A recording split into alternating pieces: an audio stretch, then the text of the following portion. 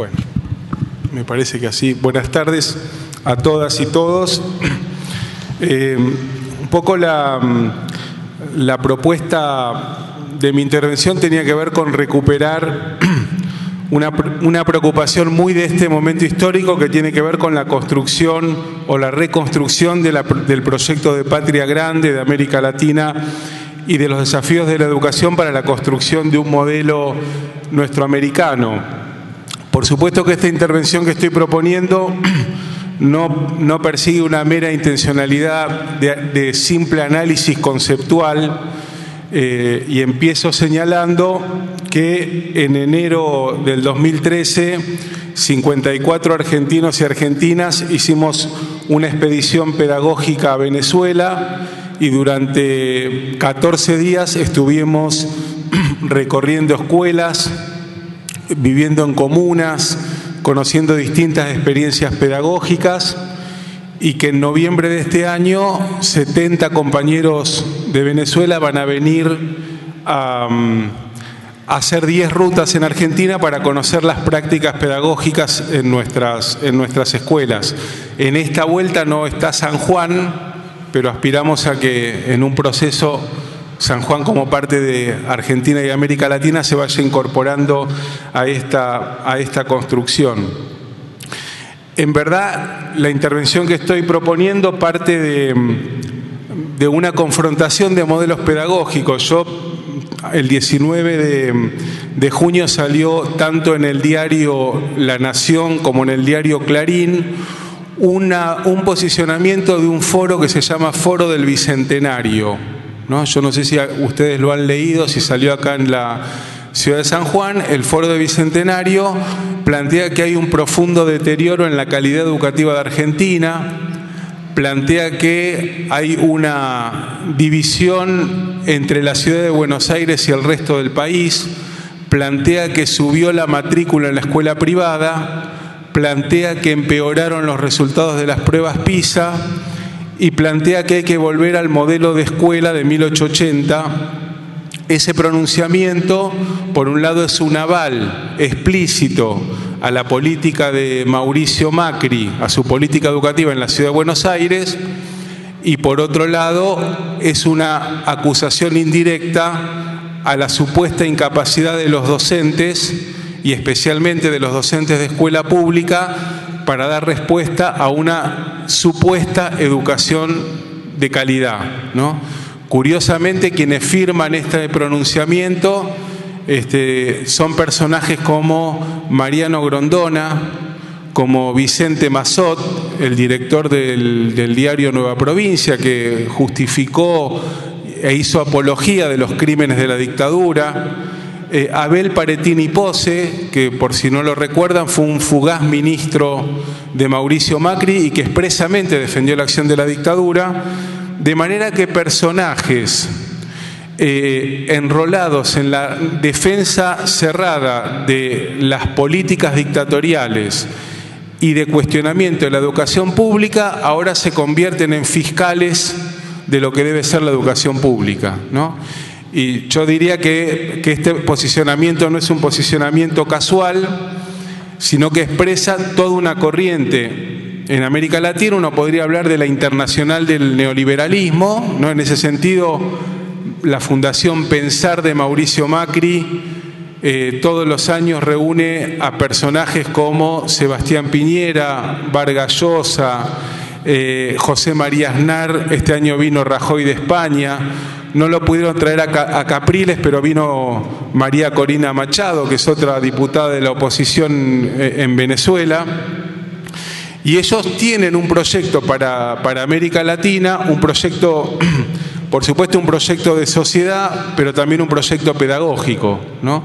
El proyecto pedagógico que defienden estos sectores presupone la idea de calidad educativa como los resultados de los operativos de evaluación estandarizados de contenidos elaborados por expertos, traducidos por manuales, que convierten al docente en aplicador de un paquete pedagógico que debe embutir en el cerebro de los alumnos y al ministerio en un ministerio evaluador que debe vigilar y castigar por los resultados de los operativos estandarizados.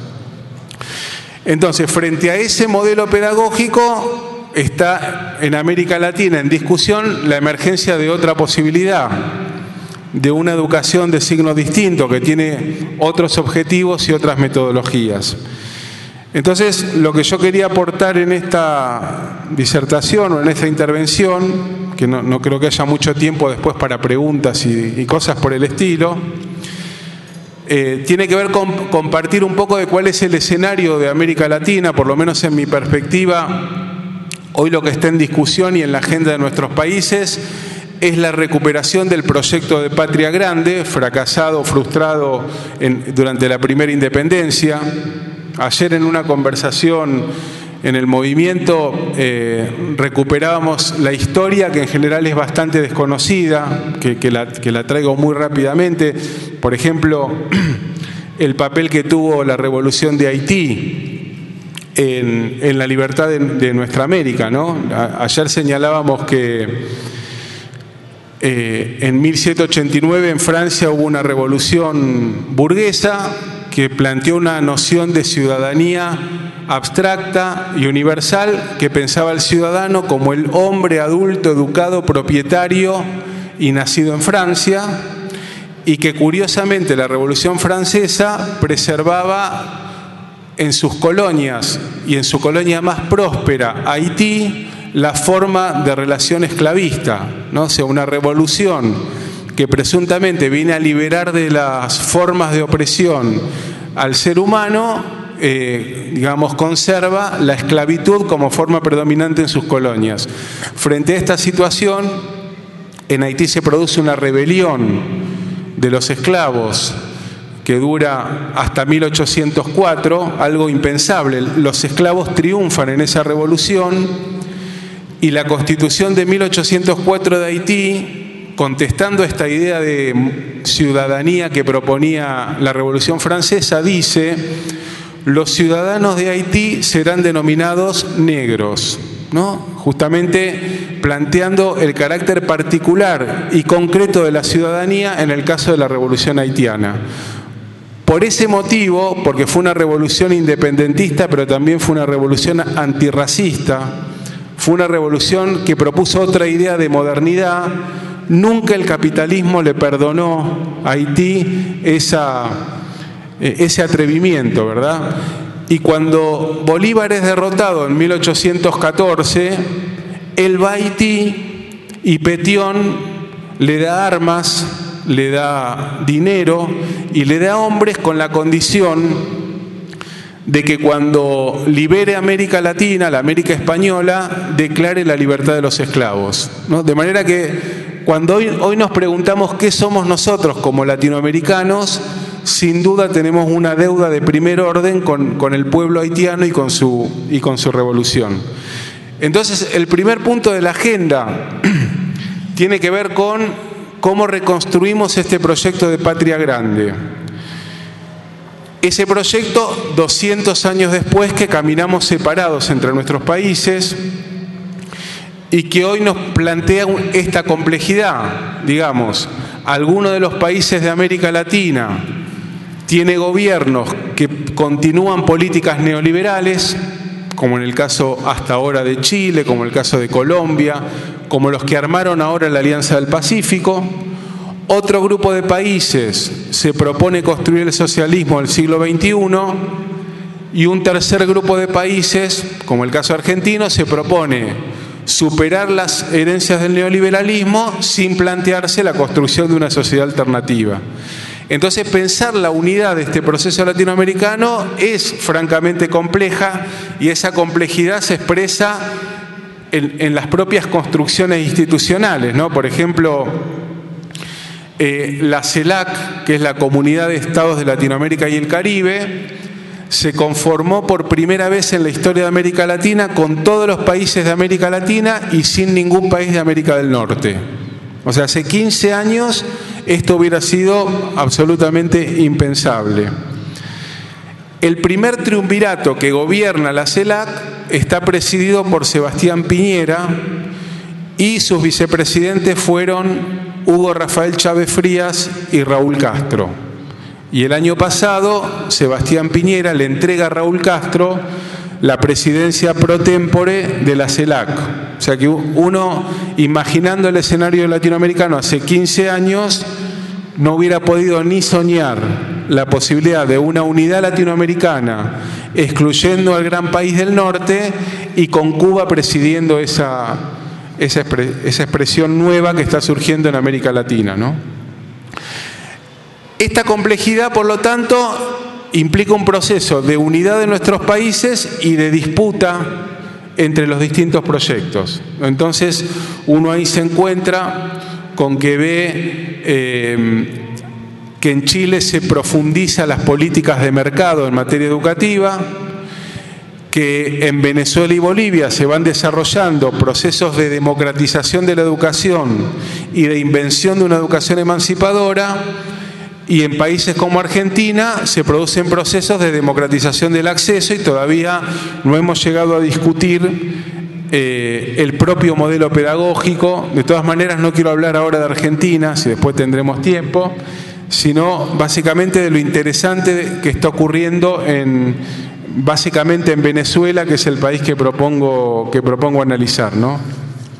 Yo decía que el neoliberalismo o el neoliberal conservadurismo tiene un proyecto muy claro de educación, ¿no? Que es esta idea de calidad educativa entendida como resultados de las pruebas PISA. En cambio, quienes nos imaginamos otro modelo educativo, estamos en un proceso de invención, porque es preciso inventar qué entendemos por educación emancipadora a estas alturas del siglo XXI, ¿no? Entonces, como en general se usa una frase como frase educación emancipadora, a mí me parecía interesante recuperar, bueno, algunas características de lo que nosotros entendemos por educación emancipadora. Los venezolanos hablan de soberanía cognitiva, es decir, de la exigencia de que el principal rasgo de una educación liberadora es que los estudiantes aprendan a pensar con cabeza propia. No puede haber soberanía política si los estudiantes no aprenden a pensar con cabeza propia. Segundo, esto como una enumeración, yo ahora estoy haciendo como un ejercicio conceptual, ¿no? De por dónde pasaría una pedagogía emancipadora, o si quieren en términos neoliberales, ¿de qué hablaríamos cuando hablamos de calidad educativa en otro sentido al que nos propone el neoliberalismo? Entonces, primero, que la escuela enseñe a pensar con cabeza propia. La segunda característica es que el desarrollo de las personas trasciende la esfera del conocimiento y que si bien conocer es muy importante, es también muy importante aprender a expresarse, es también muy importante aprender a ser, es también muy importante aprender a convivir y por lo tanto el pensar, el decir, el hacer, el sentir y el convivir serían parte de un proyecto pedagógico que forme sujetos libres con capacidad de construir un proyecto colectivo de presente y de futuro. Un tercer rasgo de una ideal educación emancipadora sería la formación para una ciudadanía plena de una democracia protagónica y participativa, ¿no? Es muy difícil imaginarse que vamos a formar a un ciudadano cuando rige la lógica de la jerarquía y de la disciplina más o menos brutal en la relación pedagógica y en las instituciones. No es posible que alguien a los 18 años diga, ahora ya sé lo que es participar. Y el acto pedagógico es un acto político y por lo tanto, si es democrático, habrá que pensar cómo formamos ciudadanos desde la propia construcción curricular. Y un cuarto elemento que hace también al mejor acervo de la pedagogía latinoamericana es la formación para el trabajo, pero para el trabajo liberador, no para un trabajo enajenado con todo lo que esto significa, ¿no? En esa primera como definición muy general, que tiene que tener una traducción pedagógica, los venezolanos se preguntan, y los argentinos nos preguntamos también, bueno, y de paso pasa un chivo, los días 5, 6 y 7 de diciembre del 2011 en Bogotá se lanzó el movimiento pedagógico latinoamericano impulsado por la Internacional de la Educación, y algunos movimientos sociales estamos siendo parte de esa construcción. De manera que entendemos que esta apuesta no es solamente una buena ley de educación o un ministerio flexible y democrático, que va a depender del trabajo colectivo de las comunidades educativas, del movimiento de profesores, del movimiento estudiantil. Una educación democrática solo puede construirse a partir de una activa participación de todos los interesados, ¿no? Entonces, lo que estoy planteando para Venezuela es un desafío para toda América Latina, y con eso también quiero decir de que, al contrario observar el proceso de Venezuela, de ningún modo estoy yo proponiendo que importemos y copiemos el proceso venezolano. Que de lo que se trata es de que aprendamos mutuamente para que cada país, basado en sus propias tradiciones, en sus propios modos de hacer la educación y etcétera, pueda repensar hoy la educación que necesitamos para América Latina en el siglo XXI. Entonces, ¿sobre qué habría que mirar para construir esta pedagogía emancipadora, ¿no? Una primera cuestión que me parece que habría que atender es lo que hicieron aquellos pedagogos que dejaron una marca por sus prácticas pedagógicas democráticas, que las escribieron, que fueron perseguidos en su momento y que sin embargo son como un acervo, una riqueza que tenemos que recuperar para nuestro presente y para nuestro futuro, ¿no? Yo voy a hablar un ratito de Simón Rodríguez, que es para los venezolanos el primer educador popular de América Latina. Yo pensé que los más fanfarrones del mundo éramos los argentinos en general y los de la ciudad de Buenos Aires en particular. Pero me doy cuenta que no, que los brasileños en general nos superan y los venezolanos mucho más, porque dicen, nosotros tenemos el primer libertador de América, porque San Martín fue segundo, el más importante fue Bolívar. El primer educador popular de América, que fue Simón Rodríguez, después vinieron todos los demás. Inclusive algunos se aventuró a decir que Carlos Marx fue concebido en un viaje de placer de sus padres a la isla Margarita. O sea que hasta Carlos Marx sería, en una versión interesada de Venezuela, venezolano, ¿no? Pues todos son... debe haber habido seguramente antecedentes, pero entonces, digo, me parece, cuando nosotros tenemos que discutir qué educación pensamos para San Juan, o para la Argentina, o para América Latina, hay una tarea importante que es rastrear las herencias pedagógicas de aquellos docentes que se jugaron, hicieron prácticas valiosas, que las pudieron sistematizar, y que eso es una riqueza que tenemos que recuperar. A propósito de eso, por ejemplo, no sé si ahora lo voy a encontrar, si me perdonan un minuto.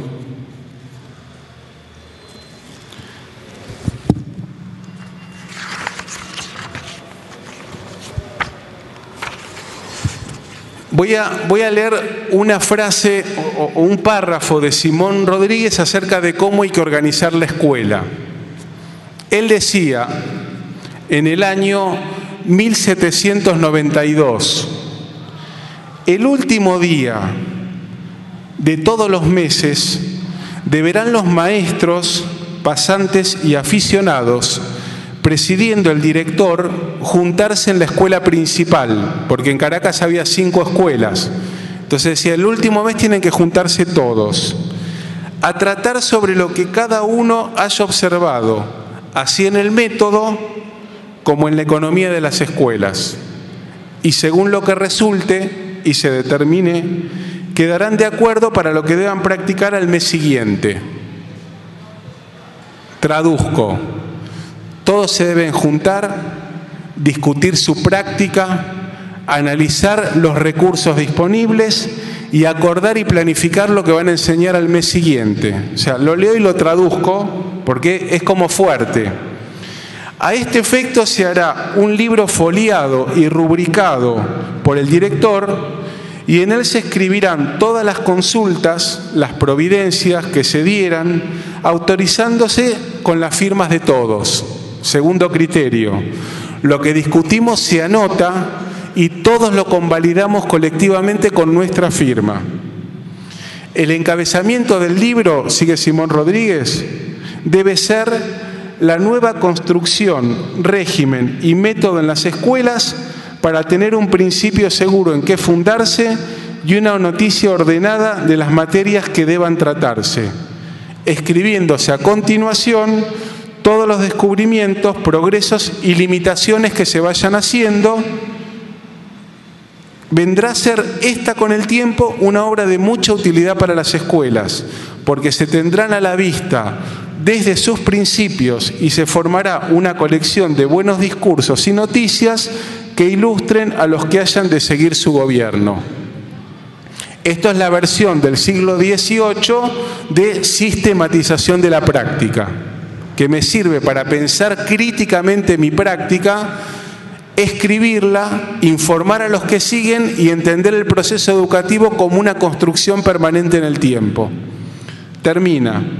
No podrá dispensarse a alguno de los individuos la asistencia a la junta mensual, si no fuera por enfermedad o ausencia, y en ambos casos deberá en pasante más antiguo comunicar la noticia en el mismo día a los enfermos y a los que lleguen a los ausentes, y en el que lleguen a los ausentes para su inteligencia.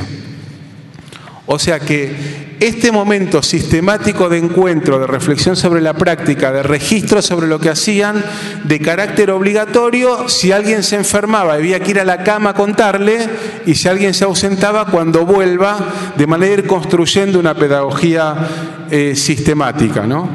Yo no sé cuántos de ustedes conocían estos, pero fue escrito en 1792. Producto de su propia práctica, porque hoy, como está de moda el trabajo en equipo, como dice Mauricio Macri, acá todos trabajamos en equipo, y se vende como una novedad, hay que decir que esto se practicaba hace más de 200 años. Entonces, primero, poder incorporar, recuperar ese acervo de los pedagogos de nuestra América que nos iluminan, que nos ayudan a pensar y que al mismo tiempo no nos resuelven los problemas del presente. Quiero decir, si yo espero que por estudiar a Simón Rodríguez voy a resolver mi problema en el aula, me estoy equivocando. Digo, también para marcar un límite, ¿no? Esa historia me enriquece, pero no me exime a mí de una activa participación en la construcción curricular, en mi práctica pedagógica cotidiana. Lo segundo que hay que hacer para construir una educación emancipadora es justamente hacer lo que Simón Rodríguez proponía en su tiempo, que es recuperar lo que nosotros hacemos cotidianamente, poder sistematizarlo, poder organizarlos y poder comunicarnos. Digo porque cuando yo cuento cosas que pasan en Venezuela, muchos compañeros me dicen, en mi escuela se hace, en mi escuela se hace, en mi escuela se hace, en mi escuela se hace, y yo digo, bueno, acá hay dos problemas. Uno es que yo a lo mejor, en vez de visitar tantas escuelas en Venezuela, tengo que visitar más escuelas en Argentina. Pero también es cierto que como no es posible visitar todas las escuelas de Argentina, porque afortunadamente hay muchísimas, tal vez las escuelas deban empezar a aplicar el método de Simón Rodríguez, que es reflexionar sobre su práctica, escribirlo en un cuaderno y comunicarlo. Cosa de que no estemos descubriendo el agua tibia cuando ya se están generando prácticas valiosas en el conjunto de las instituciones educativas, ¿no? Esto, por lo tanto, implica un esfuerzo de construcción conceptual, un esfuerzo metodológico de poder sistematizar nuestra práctica, y en tercer lugar, una discusión de hacia dónde queremos ir, para qué tiene que formar la escuela, para qué tiene que formar el colegio secundario, digo, los fines de la educación. Para Esteban Bullrich, los fines de la educación son sacar un buen puntaje en la prueba PISA y formar trabajadores disciplinados para que se los contrate el empresario por el salario que marque el mercado. Nosotros tenemos que discutir si de nuestra práctica pedagógica queremos lograr eso o queremos lograr otras cosas, ¿no? Y eso, por lo tanto, saber de dónde venimos, acordar a dónde queremos ir y pensar críticamente nuestra propia práctica son como elementos fundamentales para construir una educación emancipadora. Entonces, yo no sé cuántos de los presentes estamos por una educación emancipadora, ¿no? Yo estuve en charlas donde había compañeros docentes que están por una educación emancipadora y otros que no, que están por una educación reproductora, que están por una educación autoritaria, ¿no? Perdonen que use el nombre que suena feo, pero que están por una educación reproductiva, que están por una educación de la obediencia, que están por una educación de la nota, porque no hagan ruido, porque repitan mis contenidos. Entonces, por supuesto que como toda práctica pedagógica es una práctica política, yo no lo dije al principio, pero lo digo ahora, y es que todo lo que digo lo digo desde una posición política, ¿verdad? Otros pueden pensar parecido, otros pueden tener matices y otros pueden pensar lo contrario. Lo cierto es que el micrófono ahora lo tengo yo, también eso lo reconozco como una ventaja relativa, pero también quiero decir que lo que yo estoy diciendo es solamente un punto de vista y que puede haber muchos compañeros que digan yo no estoy de acuerdo con eso que vos estás diciendo, yo creo que es de otra manera. De todas maneras, como yo quiero mucho a Venezuela, al pueblo venezolano, ellos me pidieron que yo comente lo que están ensayando allá. Así que después, en todo caso, cada uno verá qué hace. Entonces, en relación a lo que están haciendo en Venezuela, y ya me meto en el tema más específico, yo quería primero traer 2 o 3 citas de Simón Rodríguez, ¿no? Porque él tiene una pedagogía y tiene una metodología que él escribió. Simón Rodríguez, donde iba, creaba una escuela y en general lo echaban a partir de los planteos profundamente transformadores que él hacía, ¿no? Hay un relato, por ejemplo, una anécdota que es interesante, que no la cuenta él. Él vivió 20 años en Europa, trabajó en Chile, trabajó en Bolivia, él armó la escuela de Chuquisaca, donde enoja tanto a la oligarquía boliviana que consigue que el mariscal Sucre lo eche de Bolivia, ¿no? Bolívar lo había puesto como ministro de Educación y pone una escuela donde junta a los hijos de los criollos, de los españoles, de los indios, y dicen todos juntos van a aprender esto que yo les voy a enseñar, lo que le genera el odio de la oligarquía boliviana, que no aceptaba de ninguna manera que compartan un aula personas con color de piel diferentes.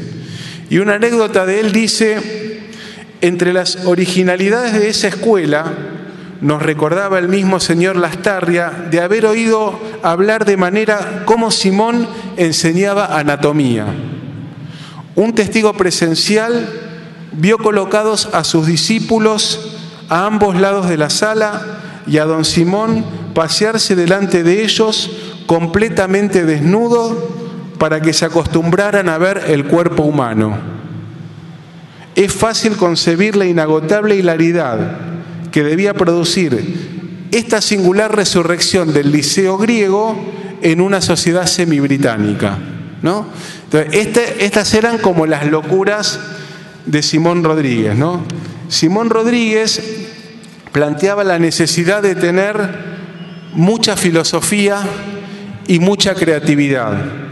Dice: la instrucción pública en el siglo XIX pide mucha filosofía. El interés general está clamando por una reforma y la América está llamada por las circunstancias a emprenderla. Atrevida paradoja parecerá, no importa, los acontecimientos irán probando que es una verdad muy obvia. América no ha de imitar servilmente, sino ser original. Por lo tanto, él proponía una pedagogía de la creación donde no había fórmulas. Un segundo elemento de la pedagogía rodriguiana es la idea de que la educación cumplía un papel regenerador, un papel socializador que le daba un sentido a la vida de las personas. Y él se pregunta: si la instrucción se proporcionara a todos, ¿cuántos de los que despreciamos por ignorantes no serían nuestros consejeros, nuestros bienhechores o nuestros amigos? ¿Cuántos de los que nos obligan a echar cerrojos a nuestras puertas no serían depositarios de nuestras llaves? ¿Cuántos de los que tememos en los caminos no serían nuestros compañeros de viaje? No echamos de ver que los más de los que nos mueven a risa con sus despropósitos serían mejores maestros que muchos de los que ocupan las cátedras, que las más de las mujeres que excluimos de nuestras reuniones por su mala conducta las honrarían con su asistencia, en fin, entre los que vemos con desdén que muchísimos serían mejores que nosotros si hubieran tenido escuela, ¿no? Por lo tanto, él le da un papel importante a la escuela y sobre todo un papel importante en la formación de ciudadanos. Él dice: el único medio de establecer la buena inteligencia es que todos piensen en el bien común y que este bien común es la república. Sin conocimientos, el hombre no sale de la esfera de los brutos y sin conocimientos sociales es esclavo. El que manda pueblos en este estado se embrutece con ellos. En creer que gobierna porque manda, prueba ya que piensa poco. En sostener que solo por la ciega obediencia subsiste el gobierno, prueba que ya no piensa. Y termina: los conocimientos son propiedad pública. Inclusive, él se refiere a la educación privada o a la educación como negocio y dice: hacer negocio con la educación es, diga a cada lector todo lo malo que pueda y todavía le quedará mucho por decir, ¿no? De manera que la oposición de Simón Rodríguez, en un mundo en el que la educación era básicamente privada, estoy hablando de 1790 a 1830, expresa esta voluntad de que la educación es un derecho, de que forma ciudadanos y de que estos ciudadanos construyen un proyecto colectivo. Más en términos morales, dice: todo lo que nos agrade parece estar en el orden y todo lo que se nos presenta a nuestros deseos lo vemos como una conveniencia. Este sentimiento, hijo del amor propio y de la tendencia al bienestar o de amor a mí mismo, es lo que llamamos egoísmo. Yo soy y solo para mí son ideas de niño. El hombre que atraviesa la vida con ellas muere en la infancia aunque haya vivido 100 años. Sin moderar este sentimiento, el hombre no es sociable. Bueno, después él propone el papel de la curiosidad en la educación, él propone la idea del papel del trabajo liberador en la educación, propone el papel de la curiosidad como motor del pensamiento, y él en esa época discute con Lancaster, o con el método lancasteriano, que era un método de alfabetización por repetición. Entonces se aprendía a escribir a partir de anotar lo que dictaba un monitor, y él dice: por falta de lógica en los padres, de celo en los gobiernos y de pan en los maestros, pierden los niños el tiempo leyendo sin boca y sin sentido, pintando sin mano y sin dibujo, calculando sin extensión y sin número. La enseñanza se reduce a fastidiarlos, diciéndoles a cada instante y por años enteros: así, así, así y siempre así, sin hacerles entender por qué ni con qué fin. No ejercitan la facultad de pensar y se les deja o se les hace viciar la lengua y la mano, que son, como lo observa el naturalista francés, las dotes más preciadas del hombre. No hay interés donde no se entrevé el fin de la acción. Lo que no se hace sentir no se entiende. Quiero decir que él valora poder entender al conocimiento a partir de por qué yo debo aprender e incluir el sentimiento en el acto pedagógico. Bueno, no los voy a aburrir mucho más con Rodríguez, pero lo cierto es que en la Ley Orgánica de Educación de Venezuela, la ley dice que la educación venezolana se basará en la doctrina de Simón Bolívar y Simón Rodríguez, de manera que muchas de las cosas que acabo de mencionar debieran reflejarse en la política venezolana.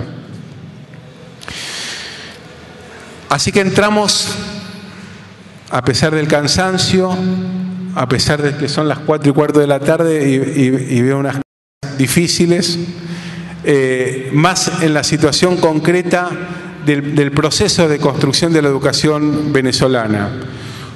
Lo primero para decir es que cuando asumió Hugo Chávez, él juró sobre una moribunda constitución. Él dijo: yo juro sobre esta moribunda constitución, y automáticamente generó dos instancias constituyentes.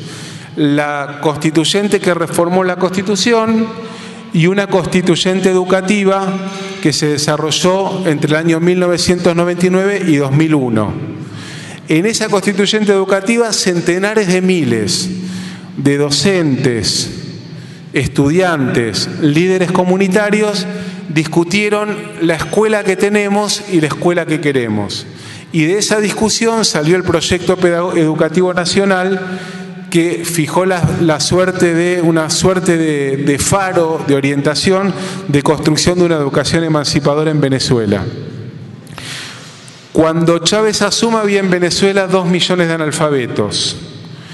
Y en el año, después del golpe, en el año 2004, se desarrolla la llamada Misión Robinson I, llevada adelante por los cubanos, que tiene como objetivo terminar con el analfabetismo. En el año 2005, Venezuela es declarado país libre de analfabetismo por la UNESCO.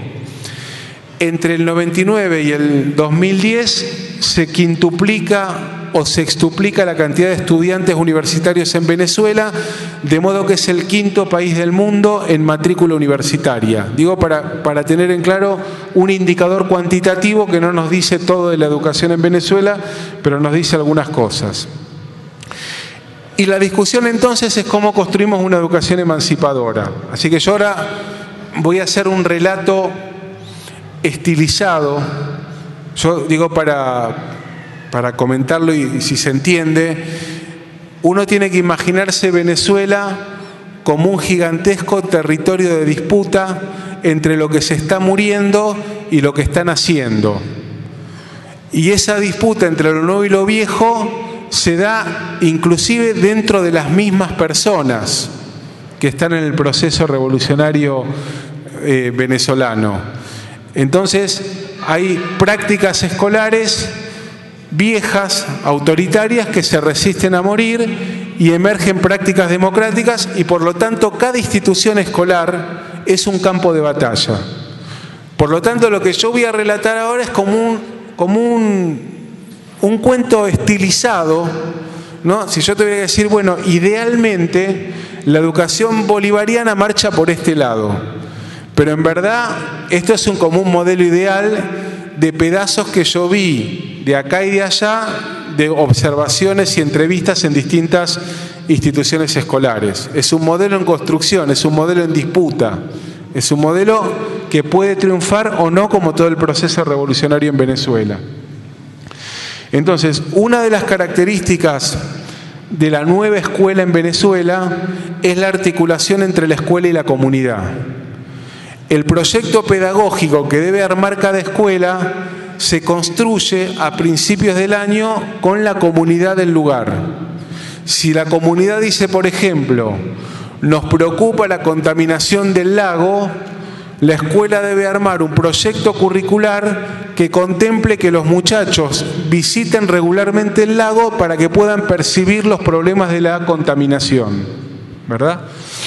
Entonces, los docentes deben armar su proyecto pedagógico en función de lo dialogado con la comunidad.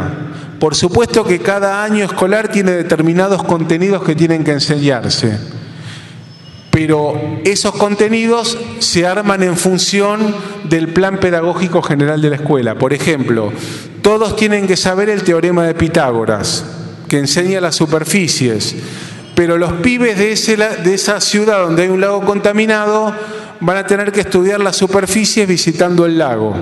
Y no es lo mismo que enseñarlo en un pizarrón, ¿no? Los docentes en Venezuela, en algunos lugares, son evaluados por los estudiantes, son evaluados por sus pares, son evaluados por la comunidad en función del proyecto pedagógico. O sea que la evaluación no tiene un sentido punitivo, sino un sentido de balance del proyecto pedagógico que armó la sección en el marco de la escuela como parte de la comunidad.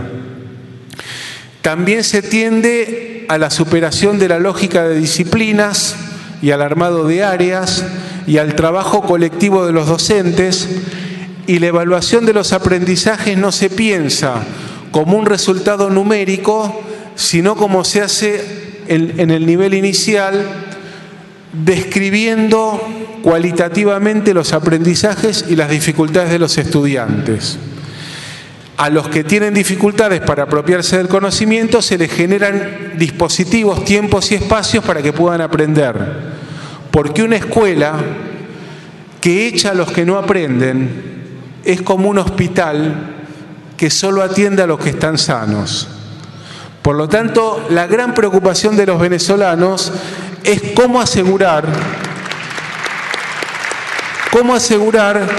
que la escuela sea un espacio de democratización del conocimiento y no de reproducción de la desigualdad. Por eso, cuando en San Juan discutamos la construcción del movimiento pedagógico, tendremos que ver cómo aportamos a esta cuestión, ¿no? Al mismo tiempo, desde el Estado de Aragua, en este caso, o desde el Estado Nacional, se idearon una especie de misiles para destruir la vieja escuela. Por ejemplo, se creó el programa Todas las manos a la siembra. Todos los niños del nivel inicial a la universidad deben aprender a sembrar y vincular el contenido curricular con el aprendizaje del trabajo, que es la agricultura con un enfoque agroecológico, sea en la ciudad o sea en el campo.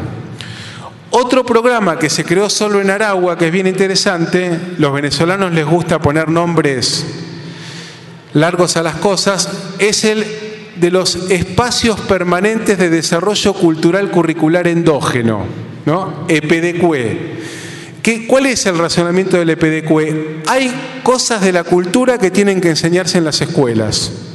Por ejemplo, en un pueblo de pescadores, un pescador debe enseñarle a los chicos a construir un bote y a pescar.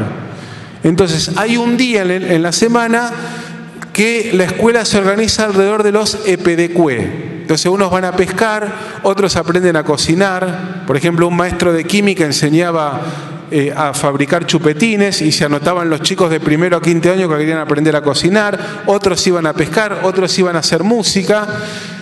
Y esto empezó a reconfigurar la dinámica de la escuela. Los chicos le decían a este día el día feliz. Y eso empezó a generar una discusión, porque si el día de los EPDCUE era el día feliz, los otros días no eran tan felices como los del EPDCUE. Y eso implicaba que debíamos repensar nuestra práctica pedagógica para que sean felices todos los días de los chicos en las escuelas secundarias. Y como acá me están poniendo un límite de tiempo con razón, por muchos motivos, además ahí hay varios roncando o durmiéndose, cerraría con los testimonios de 2 o 3 chicos, porque este libro que va a salir acá en algún momento es producto de una investigación de estar, digamos, unos 60 días recorriendo escuelas, entrevistando a docentes, a miembros de comunidades, a estudiantes, etcétera. Así que me parecía bueno terminar entonces con algunos testimonios de chicos de la escuela secundaria cuando les preguntábamos para qué les sirvió la escuela, ¿no? Entonces uno decía: es lo que prácticamente nos enseñó a trabajar en colectivo.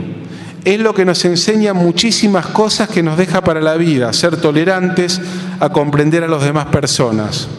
Otro decía: yo no sabía trabajar la tierra, ahora la sé trabajar. No sabía tantas cosas como sabían nuestros antepasados. No sabía de Ezequiel Zamora, de la Negra Matea. Son cosas que uno va aprendiendo.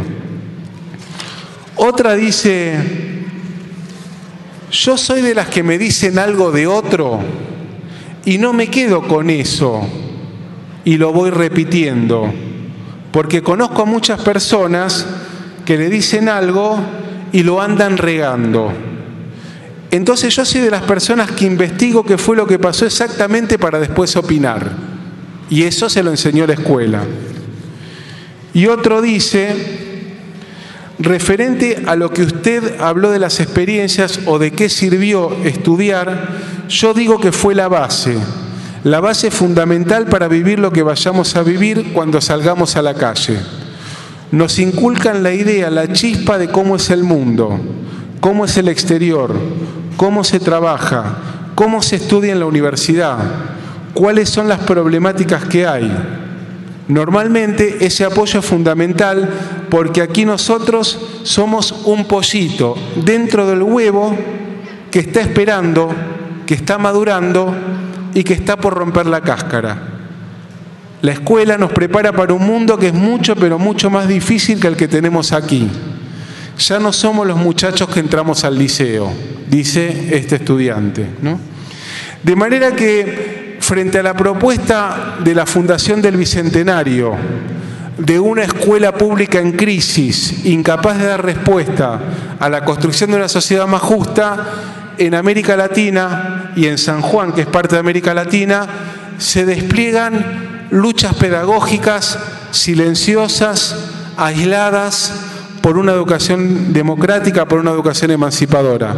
Yo celebro este congreso y espero que sea un aporte a la construcción de una educación justa para formar hombres y mujeres libres. Muchas gracias.